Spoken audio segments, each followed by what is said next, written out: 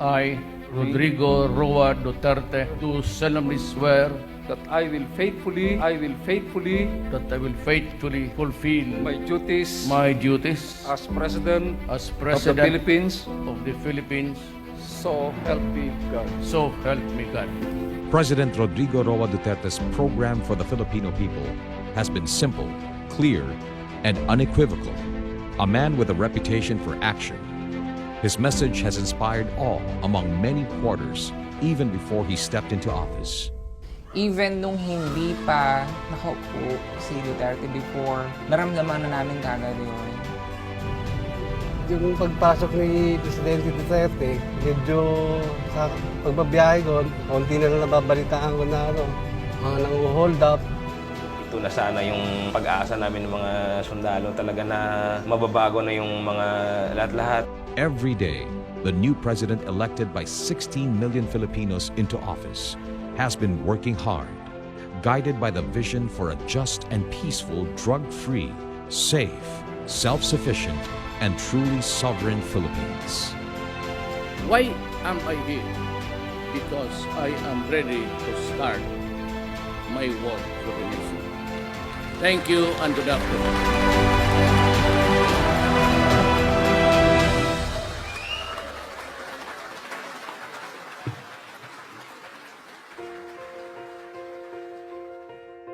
The war on illegal drugs has been the government's top priority.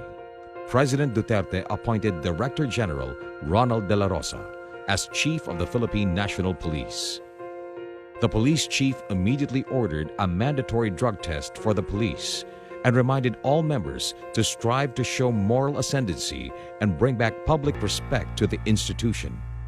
Doon sa mga dinadaanan namin, less na yung mga crimes na nababalita.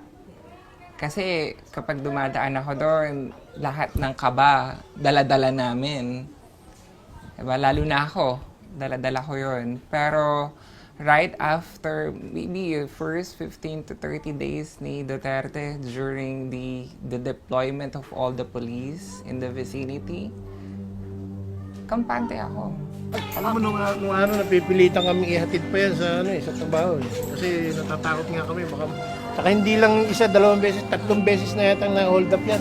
Minsan kasi talagang effort talaga yung mga pulis. Tinatanong pa siya kung hino-hold up siya. I mean, kung nawala ang criminality rito sa kriminalidad dito sa lugar na to, siguro mga 50% nawala. Nabawasan ng standby at nabawasan ng mga bentanan sa burrito. Marami sa looban niya, marami nga. Lalo na sa may blooming tree. Talagang grabe doon. Ngayon wala na. I started working as a call center before in Taguig. Alright. Specifically in Guadalupe area, malapit sa MRT. My shift was around 7 o'clock in the evening until 4 o'clock. So I have to go home at around 4 o'clock a.m. So at that time, wala pang LRT, wala pang any kind of means of transportation aside from riding a jeepney or a taxi. Kung magta-taxi ako araw-araw from Taguig to here, napakagastos, di ba? And at that time, the only choice that I have is to ride a jeepney. Alright? Before, ang makikita mo lang na nandoon sa bawat kanto was like barangay tanod. Alright? Siyempre, hindi ka naman susundan ng barangay tanod o papunta all the way from Guadalupe to EDSA, diba? Papunta ng monumento going here. So, noon yun. But ngayon, since nagkaroon na ng deployment of police within the area and the vicinity itself, makikita mo talaga yung mga police, nagra-ride sila ng bus. I experienced it myself. Kasi nung araw, hindi halos gumagalaw yung chairman namin dito. Ngayon, medyo siguro, parang nakakita sila ng preba dito sa bagong presidente natin. At saka nakikita ko mismo yung pati mga paglilinis dito, tuloy-tuloy na rin. Malaking pinagbago at saka nangawala yung mga adik-adik dyan na minsan nagbibilihan, sakali pa lang nagbibilihan na nag-aabutan ng bato. Police suspected of being drug protectors were also relieved from their posts. He stressed the need for an internal cleansing within the police organization. General De La Rosa said, "We cannot afford to fail the president's campaign promise. We cannot afford to fail the Filipino people." Pagbabiyahe ko, konti na lang nababalitaan ko na mga nang-hold up, kabirang-bihira na talaga.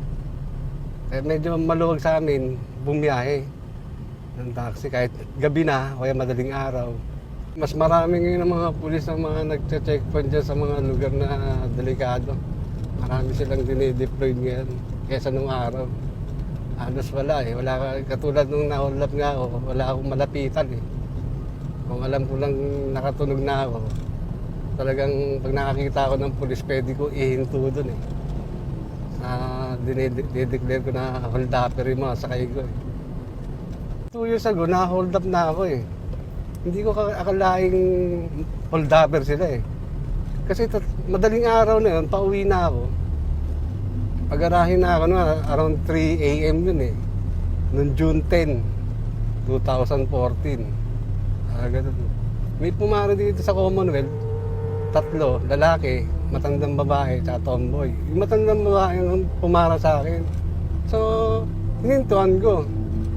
Kasi sayang eh, taga-perbi pa naman ako. Kaya sinakay ko. Yan, nagpahatid sa hanggang Litex.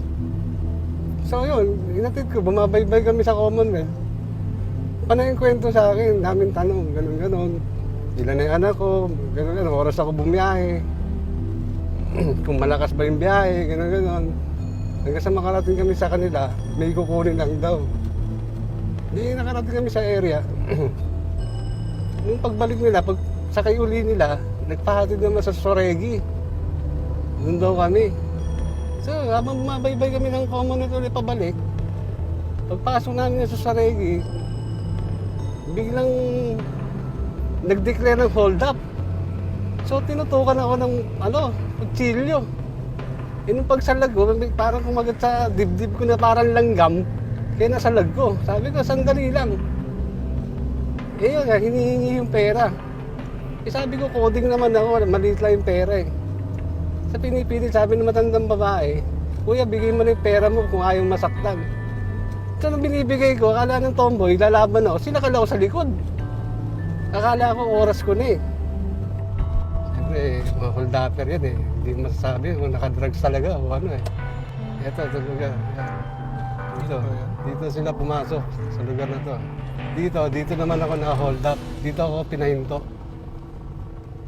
Ayan, dito. Dito ako pinahinto sa lugar na to. Sa madilim na to. Nung wala pong ilaw yan. Yan, dyan nag-declare. Kaya yung mga driver, tiwala na ngayon sa kalsada kahit hating gabi. Madaling araw eh. Medyo okay na bumiyahe ng ganong oras. O around 1:00 pababa. Medyo okay na. Tsaka pag kumikita naman siguro mga taxi driver na, pumipila-pila na lang yan, hindi na nag-iikot yan eh. Kasi may mag-iikot eh, baka makachamba ka eh. Kaya minsan ako, napila rin ako dito eh. Kasi alam ko, safe na eh. Kaya minsan sa kanto, mayroong mga checkpoint nga dyan eh. Kaya medyo maluwag-luwag na ngayon ng dyan. Hindi na masyado. Takot na sila eh. Kahit mga snatcher ng mga cellphone eh, nawawala na eh. Kahit mag-text ka sa kalsada eh, walang mga nakakagaw eh. Kailangan kong mabuhay yung pamilya ko, tsaka yung pag-aaral ng mga anak ko, para makatapos sila, makatulong itong pagbabiyahe ko ng taxi na to.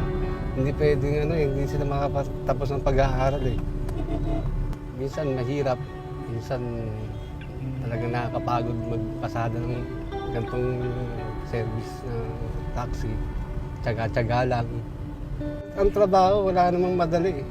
Talagang pagpapawisan mo eh. The Department of Labor and Employment has emphasized that the ultimate policy goal of the Duterte administration is to create an environment that will generate enough decent and adequately remunerated work for every Filipino here in the country, so that no one is compelled to seek overseas work. Ako si Neil Rosnery, working as nurse sa Riyadh, barely 4 years. na ako dito. Duha lang mi pero murag mahulog na ako ang murag breadwinner. The reason why nagagawas magud mi sir, it's because kanang contractualization basically. So unta wala na gyud. Wala pa ko ka-ask if ever take effect na ba siya. DOLE has released a report that a total of 10,532 temporary or contractual employees have been granted regular status with full benefits even before the president's first 100 days. Na wala na yung contractualization. And siguro for us OFW, parang easy access dito sa if ever kailangan ng mga assistance. Ay, pero na-feel man na mo kay katong naimorag nakuha na company dito. So, daghan ang napauli, natabangan niya. As soon as the Philippine government knew about the plight of overseas Filipino workers stranded in Saudi Arabia after a massive retrenchment by oil companies, the president dispatched a team of labor officials led by Secretary Silvestre Bello himself, as well as social and health workers to assist them in returning to the Philippines or in facilitating their transfer to other companies should they decide to stay in the Kingdom of Saudi Arabia. I direct all department secretaries and the heads of agencies to reduce requirements and the processing time of all applications from the submission to release. I order all department secretaries and heads of agencies to remove redundant requirements, and compliance with one department or agency shall be accepted as sufficient for all. Yung first experience ko, that was 5 years ago. So talagang napakabagal, as in nagutom ka, as in tawag dito yung pawis mo tagaktak talaga. It took 1 whole day for me para ma-process. Isa lang yun take note, isa lang yun. Birth certificate ko lang. The last time na kumuha ko ng NSO sa May Pureza, Santa Mesa, that was 2009 siguro. Napakatagal ng proseso. Actually, isang dokumento, inabot ako ng maghapon. Dumating ako doon mga 9 a.m. Inabot ako mga 3 o'clock na siguro bago ko nakuha. Base dun sa TV, ngayon sa Duterte administration, sabi niya, mapapabilis yung process. Sabi ko, sige nga, try ko nga. Even though maraming options, pwede sa SM, nearby SM Mall ka na lang mag-request ng birth certificate. Pero sabi ko, try ko kahit lumuwas ako ng Manila, from Bulacan pa kasi ako. So, na-meet naman yung expectation ko. Kung ikaw galing ka pa ng malayong lugar, like province, and then meron ka pang work at the same time, isisingit mo lang yung schedule. So kung meron kang pataan ng time mo, yung time management mo, ito lang inallocate mo na oras. At yun na-meet niya, maganda yun, advantage yun for me. Etong birth certificate kasi, kukuha ko ng driver's license. Isa sa requirement niya yung NSO na Tapos yung isa naman, sa school nung anak ko. Ngayon talaga, na-amaze ako kasi ine-expect ko, biglaan lang yung pagkuha ko Dahil kailangan requirements. Ine-expect ko, aabutin ako ng matagal. Supposed to be, wala pang 30 minutes 20 minutes to be exact, nakuha na. At first, wedding talaga ba? Kumbaga parang ang tagal ng panahon o taon ng binilang. Talagang kapag sinabi mong government institution like yan, NSO, SSS, pag-ibig, matagal yung process nila. Pero dito sa sinabi niyang pagpapabilis ng proseso, lalo na sa birth certificate process, okay yun. Kumbaga parang in scale of 1 to 10, nasasabi kong nasa 9. Yung process naman nila, okay naman.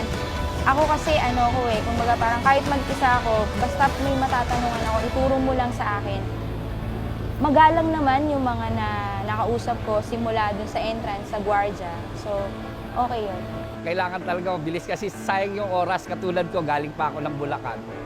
At least ngayon, double purpose, nakakuha na ako. Makakakuha pa ako ng target ko talagang license. Dapat talaga efficient. Napakalaking tulong sa mga tao. Sa tingin ko naman po kaya kasi yung mga pinapangako ni